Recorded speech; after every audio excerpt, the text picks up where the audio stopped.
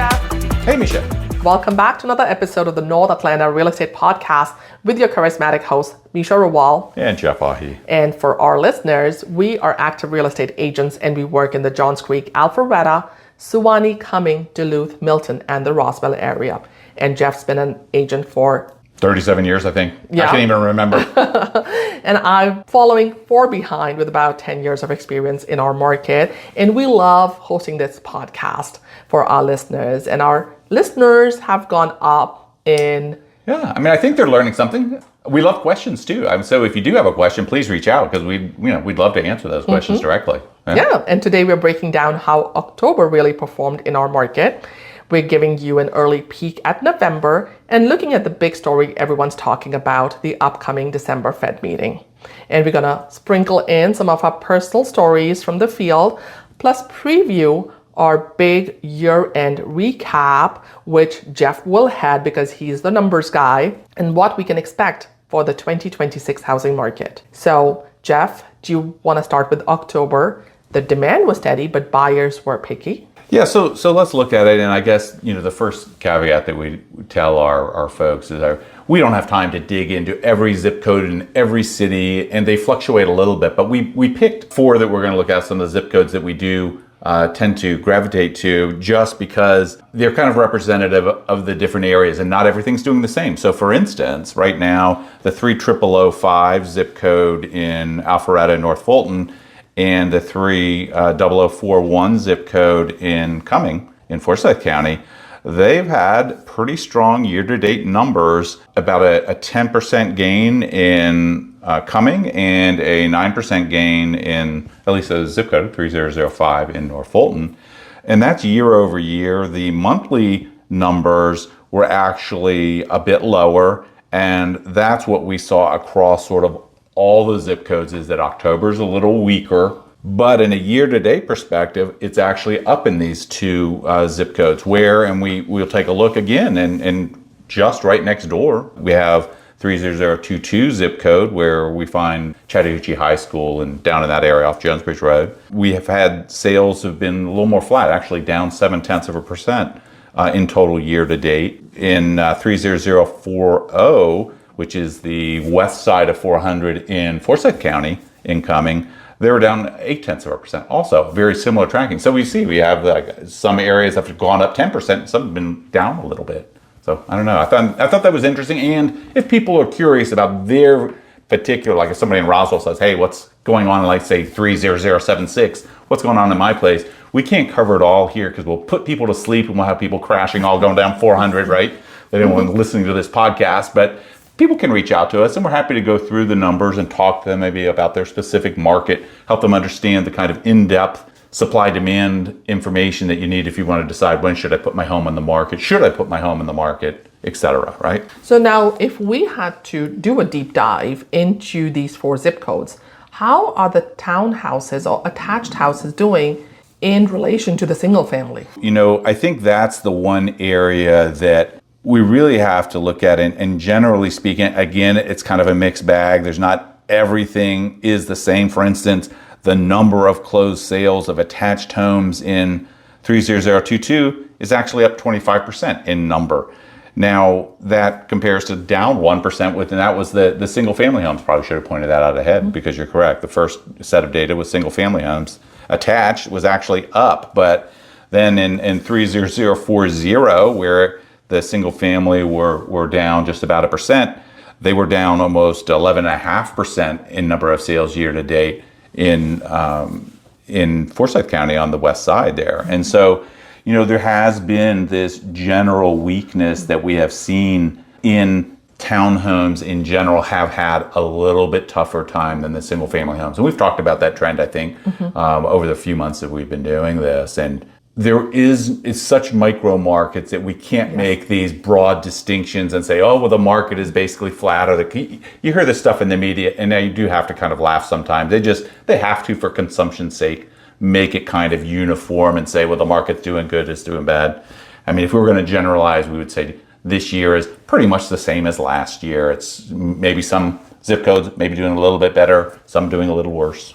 Nothing dramatic though, but it's, that's what we've been experiencing. Yeah, and in terms of prices, have the prices remained pretty steady throughout these 4 zip codes? Yeah, so, from a pricing standpoint, I would say if you're the seller, you're pretty happy because prices have not really gone backwards too much. Again, unless we're talking about maybe a townhome, there certainly are some townhome developments where the pricing has slipped a bit, maybe even as much as 5 to 7%. Yes. In a year. But if we're talking about the single family homes, we're pretty much, either flat to up 3%, depending where you are.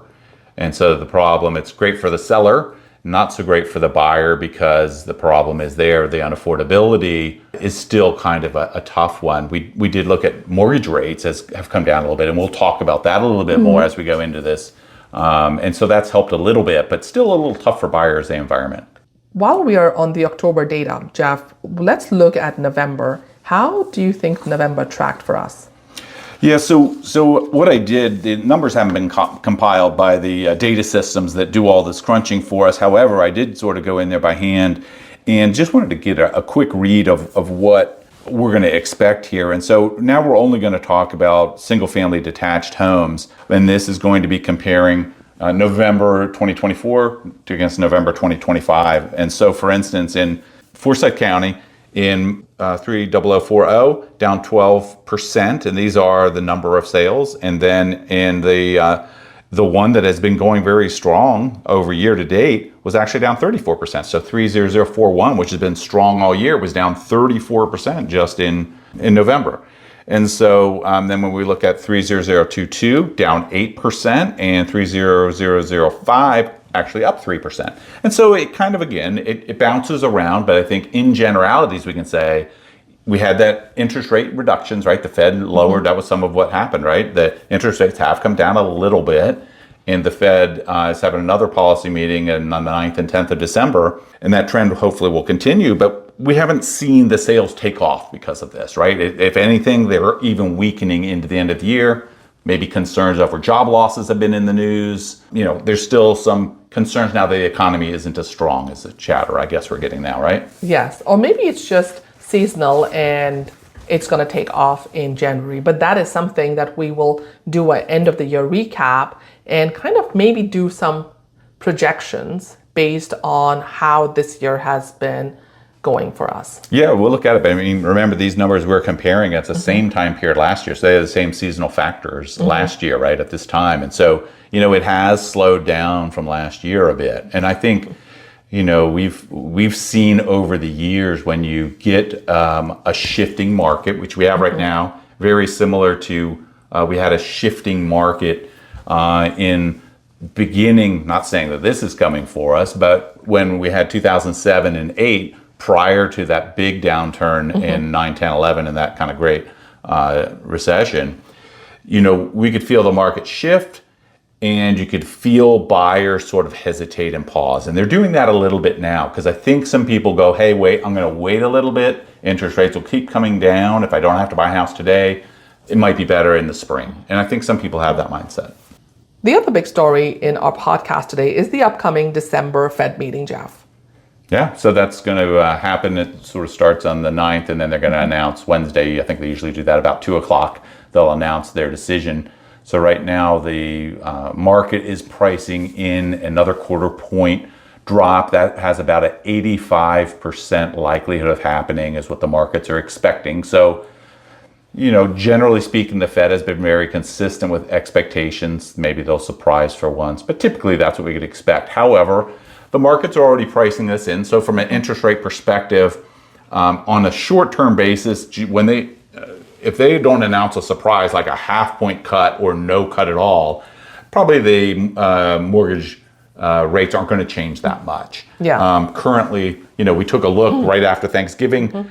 I think on Mortgage News Daily, which is where we like to use they do a daily survey, it was at 6.21%. It actually bumped up today. For instance, it's 6.3%. And the reason it went up, just to show you that it's out of our control, is the central bank in Japan is they're going to be raising interest rates over there in Japan on their 10-year notes over there. And so just because of supply and demand, that's going up. And so for us to sell ours, we're going to have to push ours up a little to get ours sold. So, something that is outside of our control, what they're doing in Japan is affecting our mortgage rates here. Yeah. And it's these things that will happen. But one thing I did do, I went to a seminar, I don't know what it was, 3 weeks ago or so. They had someone doing a presentation, financial presentation on expectations going into next year.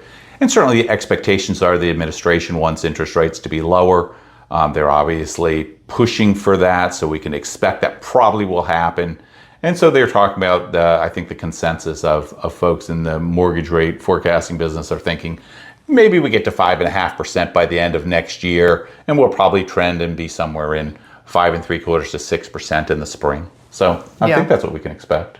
And I had a buyer who had an FHA loan at about 7%. Yeah. And he saw these lowered interest rates, and he, in projection of the interest rates being less than 6%, which they were a couple of weeks ago. You can get that. Yeah. He was like, okay, let's just go look for a house. And we did. But this gentleman is on a H-1B visa. Oh. And so the lender told him that there is no way he could go ahead and buy a house on an FHA, even though the interest rate is probably going to be 1% less than what he's currently paying, because they took away the FHA loan for H-1B visa holders. So that's where there are a lot of homeowners who are stuck with their houses. And I think stuck is probably a negative word in this. They have their houses, which is very lucky for a lot of people in this economy. Absolutely. But they cannot move out of their houses because either they have an FHA loan where they can't buy another house with an FHA, or the interest rate is so low on the other end of the spectrum is that they cannot. And we've talked about this. It just doesn't right. They can, but it doesn't make financial sense. I guess hard to give up that 3% mortgage to trade it in for a 6% mortgage. Agreed. If it's just a difficult thing for people to do financially. So I thought that was interesting that even though the interest rates have come down, a lot of people with higher interest rates just cannot buy another house. And because you also need a higher down payment if you're not doing an FHA and he decides he wants to do a conventional, put 5% down or do a 10% down, you definitely need a higher down payment. And people don't have that kind of money. And you had an interesting... Oh, it's just a little tidbit I read. I caught my eye. I think, it said somebody has now pointed out that the average age for a first-time buyer is now 40 years old, where it wasn't that long ago, it was less than 30. Yeah. And so... I guess the point here is that the unaffordability has really hit some people hard, and it's difficult, and it's hard for us, I guess, because we get frustrated to see people that would be good candidates for a house and they really want a house, but they're just kind of priced out because the prices are up and the interest rates are still, they're not that bad, honestly, from a historical perspective, but they feel bad because people have seen these 3% rates, and those aren't coming back, but we may get back into the low fives at some point. Yeah. And hypothetically, if the 50-year mortgage comes into play and the average age is 40, you're paying a mortgage till you're 90. We can get into that 50-year mortgage. I would love to help people understand that sometime. There's some things I think people, you hear stuff in the news, and once again, it's people talking outside of what their expertise is, and they really don't know what they're talking about. So I love some of the things I've heard. They're just all, way off base. Yeah, but...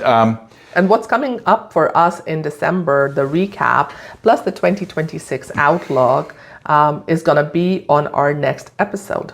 We're going to have a Fed meeting right on our doorstep right before we drop our next podcast. And then I guess the one we'll drop after that. So 2 from now, we'll talk about the outcome of the Fed meeting and how it affected rates, if at all. Because keep in mind, in 2024, when they reduced rates a few times, the discount rate, the Fed did, our mortgage rates went up. So it's not a guarantee. Yeah. That interest rates for mortgages actually comes down. So we'll be able to see that effect. And then as we head into the end of the year before the holidays go, I guess we'll do sort of a recap of how the year went in general and what's the look ahead. What are we expecting for 2026? I think, generally, I think I'm pretty optimistic. How about yourself? Yes, very optimistic about the market. And if you have any questions for either Jeff or me, feel free to reach out to us. You can email us, you can call us, and Jeff's phone number is 770-329-4495. They can find it in the show notes or on somewhere, right? That's true. And my phone number is, if you have a fantastic memory, is 678-517-6144. And we would love to hear from you. And if you have any questions or feedback for us, reach out. Up until then, stay tuned, stay informed, and it's bye for now. Bye-bye.